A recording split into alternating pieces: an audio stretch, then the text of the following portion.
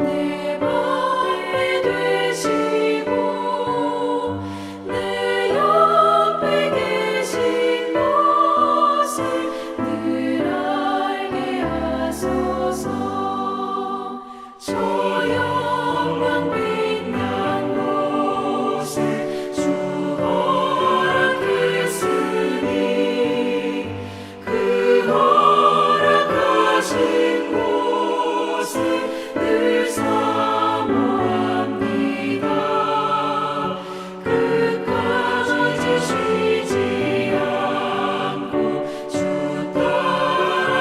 따라가리니 주 넓은 사랑으로 늘 인도하소서.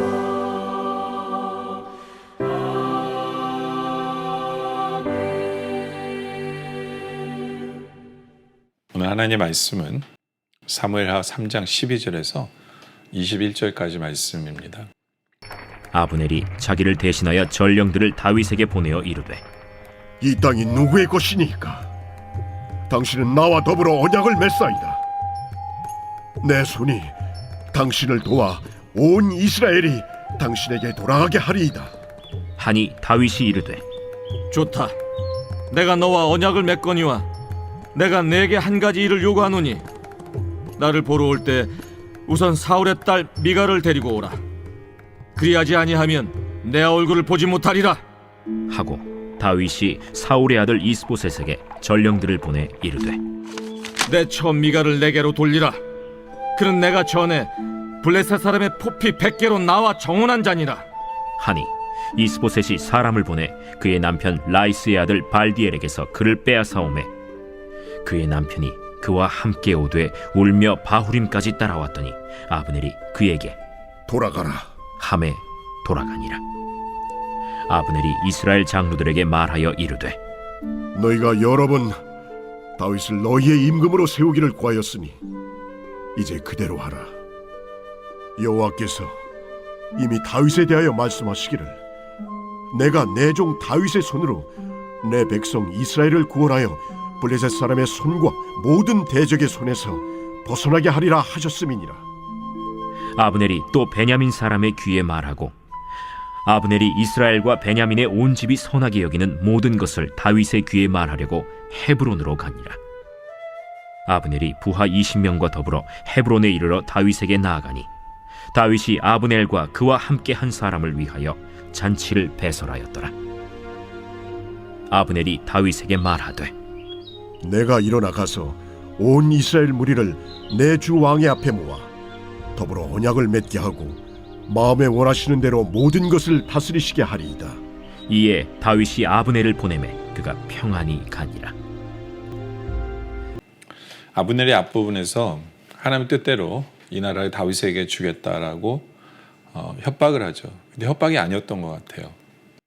12절에 보니까 아브넬이 자기를 대신하여 전령들을 다윗에게 보냅니다. 이르되 이 땅이 누구의 것이니까? 또 이르되 당신은 나와 더불어 언약을 맺사이다.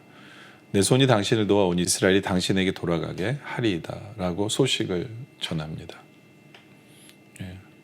아브넬이 다윗에게 소식을 전해요. 아브넬이 배신하기로 결정을 합니다. 그리고 다윗에게 소식을 전하죠.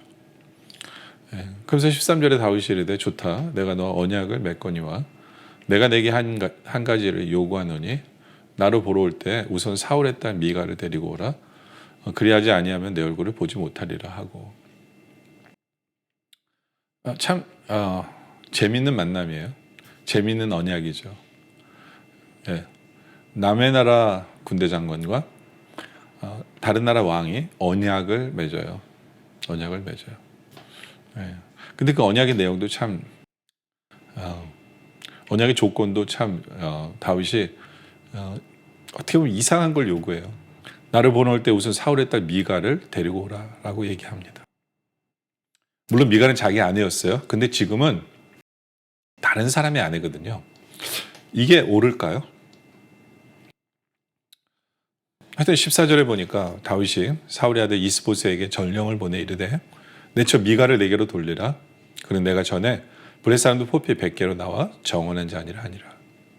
그랬더니 그 말을 또 사울 왕의 아들 이스보셋이 들어요.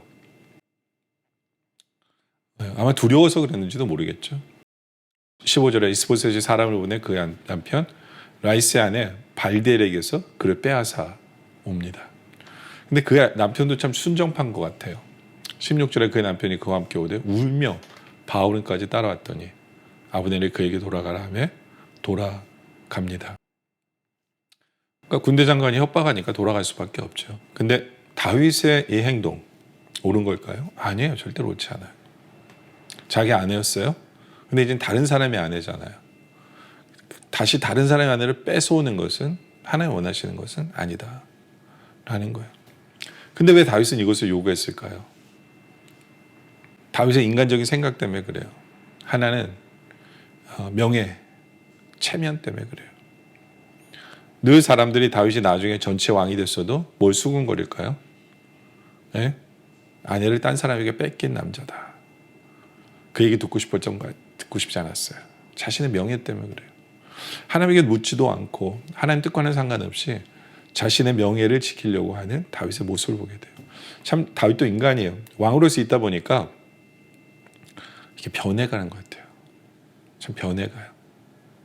예, 와이프도 많이 챙기죠. 자신의 명예도 챙기려고 하죠. 거기다가 왜 미가를 데려오라냐면 자기가 사울 왕가에 속한 사람이라는 것을 알리려고 해요. 그래서 내가 그 왕의 핏줄과 상관이 없는 사람이 아니다. 나도 왕의 가문이다라는 걸 알리면서 사람들에게 자기도 정통성 있는 왕이라는 얘기를 하고 싶었던 거예요. 근데 그러지 않아도 되거든요. 굳이 그러지 않아도 돼요. 하나님이 인정해 주시면 되는 거잖아요. 하나님이 다 그 길을 다 이렇게 스텝을 밟아가는데 굳이 그 과정 속에서 이런 죄를 짓지 않아도 되는데 다윗은 자기의 명예, 자기의 영광을 위해서 자기 생각에 어떤 정통성을 지키기 위해서 다윗은 말도 안 되는 죄를 짓게 되어지죠. 그렇죠? 그래서 17절에 아브넬의 이스라엘 장로들에게 말하 이르되 너희가 여러 번 다윗을 너희의 임금으로 세우기를 구하였으니 이미 이스라엘 그 신하들이 이스라엘 장로들이 다윗을 우리의 왕으로 세우자라고 얘기했던 것 같아요. 이미 그 이스라엘의 장로들의 마음이 다 기울었어요. 아브넬도 그걸 알았던 것 같아요. 그래서 18절에 이제 그대로 하라. 여호와께서 이미 다윗에 대하여 말씀하시기를 내가 내 종 다윗의 손으로 내 백성 이스라엘을 구원하여 블레셋 사람의 손과 모든 대적의 손에서 벗어나게 하리라 하셨습니다. 이 참 아브넬은 하나님의 뜻을 알고 있는 사람이에요. 하나님의 말씀도 알고 있는 사람이에요. 솔직히 진작 이랬어야 됐어요. 진작. 근데 자기의 이익 때문에 자기가 군대 장관으로 권력을 누리고 싶어서 이스라엘과 유다가 이렇게 전쟁을 하게 된 거예요. 7년이라는 세월이 걸렸거든요. 하나님의 말씀을 알고 하나님의 뜻을 알면서도 자기의 욕심 때문에 수많은 사람이 죽어나간 거예요. 같은 민족끼리 피를 흘린 거예요. 하나님의 뜻을 알면서도. 그래서 이 사람이 장로들에게 설득을 합니다. 근데 장로들의 마음이 이미 와 있죠. 19절에 아브넬이 또 베냐민 사람의 기회를 말하고 아브넬의 이스라엘과 베냐민 온 집이 선하게 여기는 모든 것을 다윗의 귀에 말하려고 헤브론으로 갑니다. 이미 돌아선 그 마음을 가지고 다윗은 내려갑니다. 이게 참 하나님의 섭리는 대단한 것 같아요. 하나님의 말씀이 선포됐잖아요. 다윗을 온 이스라엘의 왕으로 세우시겠다. 그리고 하나님은 그 말씀만 선포하신 것이 아니라 그 말씀을 하나하나 이미 이루어 가고 계셨던 거예요. 사람의 마음을 바꿔주신 거죠. 이미 왕이 있는데 그의 신하들이 완전히 자기들의 나라를 딴 나라 왕에게, 어떻게 보면 딴 나라잖아요. 왕에게 주기로 결정하고 있는 마음을 가지고 있는 것조차도 신기한 거예요. 근데 그런 일들을 이미 하나님이 벌어놓으신 거거든요. 이스라엘 장로들의 마음에 우리의 왕은 다윗이다. 우리나라가 다윗에게 속해야 되겠다라는 그런 마음을 가지게 하시는 것도 하나님이잖아요. 그러니까 하나님이 그 7년이라는 세월 동안에 하나님은 그들의 마음을 바꾸고 계셨던 거예요. 왜요? 하나님 뜻이 거기에 있었기 때문에, 하나님 말씀이 이미 선포되어져 있기 때문에. 여러분들, 우리는 좀 그걸 배울 필요가 있어요. 하나님의 말씀이 선포가 되잖아요. 하나님의 말씀이 선포가 되면 우리는 굳이 싸워서 이루려고 하는 사람들이 있는 것 같아요. 싸워서. 근데 성경에 보면 싸우는 것이 하나님께 의가 되지 못하거든요. 하나님께 영광이 못해요. 성도가 싸우는 건 하나님의 영광이 되지 못해요. 우리는 죄와는 싸워야 돼요. 죄와는. 그죠? 죄 짓지 않으려고 싸워야 되지만, 뭔가 하나님 뜻을 이룬다는 명목으로 성도들끼리 싸우고 교회가 시끄러워지고, 그건 아니라는 거예요. 이미 하나님의 말씀이 선포됐다면 하나님께 맡기면 돼요. 하나님이 알아서 역사해 주시는 것이다 라는 거죠. 바로 그러한 장면들의 모습이 바로 여기에 있는 거예요. 그렇죠? 그래서 아브넬이 그 뜻을 가지고 이제는 다윗을 만나러 헤브론으로 갑니다. 그래서 20절에 보니까 아브넬이 부하 20명과 더불어 헤브론에 이르러 다윗에게 나아가니 다윗이 아브넬과 그와 함께한 사람을 위하여 잔치를 배설하였더라. 근데 다윗도 참 대단해요. 이 아브넬 되게 거꾸로운 사람이에요. 어떻게 보면 왼수예요. 이 아브넬과 전쟁한 거거든요. 그리고 아브넬이 자기가 아끼는 부하도 죽였어요. 예? 어떻게 보면 왼수예요. 그러나 하나님의 뜻이 선하게 이루어지기 위해서 잔치를 베풀어줘요. 예, 불편한 사람을 안아주고 포옹하고, 예, 불편한 사람과 대화를 하는 것. 우리가 그 모습 배워야 돼요. 예, 평화로운 것, 싸우지 않는 것, 싸우지 않고 포옹하는 것. 하나님 뜻을 이루는 과정 속에서 이거 굉장히 중요하다라는 거죠. 21절에도 마찬가지에 아브넬이 다윗에게 말하되 내가 일어나 가서 온 이스라엘 무리를 내 주 왕의 앞에 모아 더불어 언약을 맺게 하고 마음에 원하시는 대로 모든 것을 다스리시게 하리이다 하니, 이에 다윗이 아브넬을 보내매 그가 평안히 가도록 해요. 아브넬은 남의 나라의 군대 장관이에요. 죽이면 어떻게 보면 승기를 잡을 수도 있어요. 근데 그게 아니에요. 다윗은 포옹하고 평안하게 보내고 대접하고, 불편한 관계지만 다윗은 그렇게 사람을 대하면서 평화롭게 하나님의 뜻이 이루어지는 그런 과정을 격도로 하는 것이 다윗이었다라는 거예요.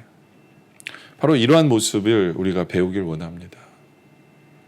예. 여러분들, 내가 뭐 하나님의 뜻을 이룬다고 막 싸우고 관계가 흩어지고 공동체가 흔들리고, 그건 하나님의 뜻을 이루는 잘못된 방법이에요. 사랑하며 포옹하고 평화롭게, 어떻게 보면 기다려도 돼요. 싸우지 않고. 하나님의 뜻은 이루어질 거라는 믿음으로 나아가면 된다라는 거죠. 예.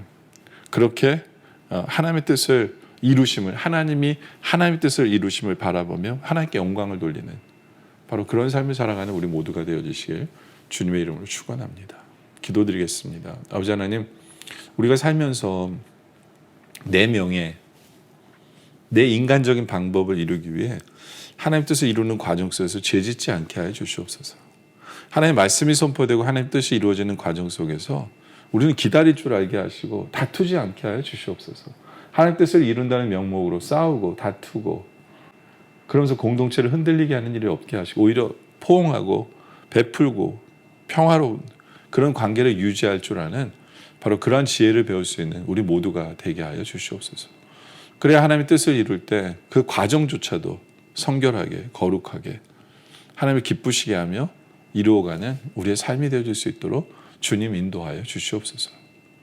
오늘 말씀에 감사드리며 계속된 기도 속에 함께 하시길 바라며 예수님의 이름으로 기도드립니다. 아멘.